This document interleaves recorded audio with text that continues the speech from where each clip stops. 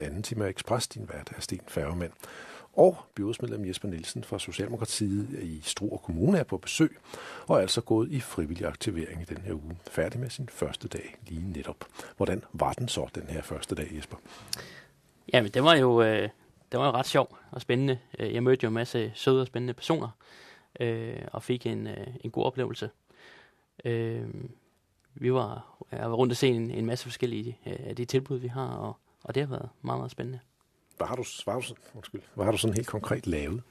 Jamen, altså, jeg startede jo kl. 8, hvor jeg mødte op til introduktionen, hvor jeg lige skulle igennem de her 2 dage, have fortalt, hvad jeg skulle igennem de her 2 dage, og så kørte vi til Thyholm. Vi var 6 personer i en lille mandskabsvogn, og så kørte vi op på noget, der hedder Barslevvej, hvor vi skulle starte med at pakke nogle skruer, og så skulle vi skære sådan nogle plastikdimser, som man bruger til vinduer. Det var meget sjovt, for da vi kom op på Barslevvej, der var der allerede nogen, der var i gang. Der var nemlig nogen, der var mødt allerede 6:30, selvom de først skulle møde kl. 8. Men det var fordi, at man havde fået en ordre, som hastede. Og så synes de jo, at det var vigtigt, at man fik ordnet det til tiden. Og så måtte de jo møde ind lidt før. For der var nogen, der havde ferie og sådan noget. Og så tog de sig af det. Og det synes jeg jo viser noget om noget ansvar. Og det synes jeg er rigtig flot. Og i det hele taget, så var der en utrolig god stemning deroppe på Barslevvej.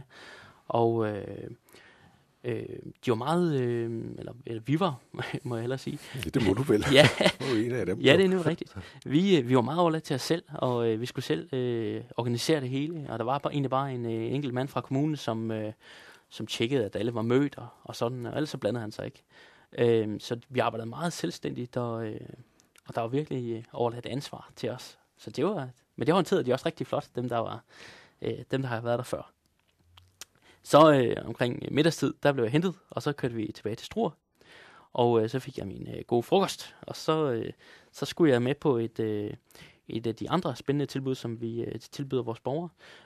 Og det var sådan et kursus om ændring af spisevaner, og mere motion, og i det hele taget sådan noget med at løfte selvtilliden og selvværdet lidt hos nogen. Der er jo nogen, eller nogle af dem, som har været arbejdsløse i nogle år, de mister selvværd ved det, og det er utrolig hårdt. Og hvis man sender mange ansøgninger afsted og får afslag på afslag, så giver det altså knæk hver gang. Så vi arbejder meget med at prøve at løfte selvværd, og det virker faktisk også rigtig godt. Hvordan reagerer de andre på, at du sådan kommer ind, Stine, der som medlem af byrådet og gerne vil være med, sådan ligesom en af dem? Jo, altså, de tager det jo sådan lidt med et smil, men da vi så lige har set hinanden lidt andet, så falder vi hurtigt i snak, og de fortæller lidt om dem selv, og jeg fortæller lidt om mig, og så sidder vi egentlig bare og laver det, vi skal, mens vi sidder og sluder lidt, og det har været utroligt spændende. Og da jeg skulle ind på kursustilbuddet, så det første, jeg sagde, nu kommer giraffen, så det var også lidt sjovt, men jeg synes nu hurtigt, vi blev dus. Jeg ved jo, som byrådsmedlem, der læser man mange papirer, og man vender sig også til at læse papirer.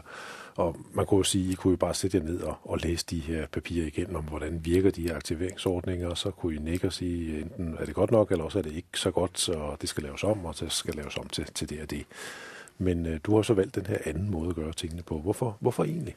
Jo, men altså, det er rigtigt nok, vi får en masse papirer, vi skal læse. Men man kan altså ikke aflæse en stemning ud fra nogle papirer. Man kan heller ikke mærke, om der er respekt om de mennesker, som nu bliver sat til noget arbejde. Vi har læst nogle papirer. Og jeg synes faktisk, at det er interessant at kigge på nogle af personerne bag de tal, som vi bliver præsenteret for. Hvad er det for nogle skæbner nogle gange, og hvad er det for nogle personer, som gemmer sig bag tallene? Og hvad er det egentlig for nogle behov, som de siger, de har? Det skal man da også lytte til. Det tror jeg også, der giver nogle gode resultater. Så jeg synes, at det var værd at tage ud og mærke stemningen og prøve at møde personerne bag tallene. Jeg vil så også sige, at når man kigger på tallene, det gør vi selvfølgelig også, så ser det jo faktisk ret positivt ud. Jeg synes faktisk, at personalet dernede, de gør en utrolig stor indsats, og vi kan se, at nogle af de tilbud, vi iværksætter, det giver utrolig gode resultater. Og det er da også værd at tage ned og rose dem og prøve at stikke en finger i jorden for at se, hvad der virker dernede. For noget virker jo i hvert fald. Jeg har i dag blevet præsenteret for et aktiveringstilbud, står der for tosprogede borgere, altså personer med anden etnisk baggrund end dansk, som man har haft nede. Der har man haft 19 til sådan et forløb. Og der er det faktisk de 9 af dem, der har fået ordinært arbejde, eller kommet ud i en virksomhedspraktik. Og der er 3, som er blevet, der er en, der er blevet alvorligt syg undervejs, og så er der 2, der er flyttet. Så det vil faktisk sige, at de 12 ud af de 19 er kommet videre. Og det er faktisk langt over det, man normalt måler efter.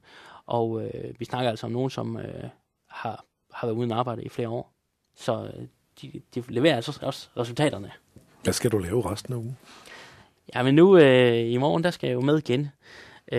Og der skal vi så være lidt mere på det industrivej. De har jo flere spændende tilbud. De har et lokal, man kalder dimserummet, som er der, hvor man sætter nogle dimser sammen. Men det er noget, der giver mening, fordi det er noget, der skal bruges i den virkelige verden. Det er ikke sådan noget med, at man sidder og sætter nogle dimser på en plade, som man så vender, når den er fyldt, og så starter forfra. Det er nogle ting, som får lov til at arbejde videre ude i samfundet, og som skal bruges i forskellige sammenhænge. Så det tror jeg, det er det, jeg skal lave i morgen. Jeg ved det faktisk ikke helt. Jeg tager dagen lidt, som den kommer. Jeg skal forresten, skal lige huske at sige, jeg skal faktisk ud og har jeg fået at vide allerede nu, for jeg skulle have skiftetøj, men vi skal ud og spænde. Altså spænding på sådan en motionscykel.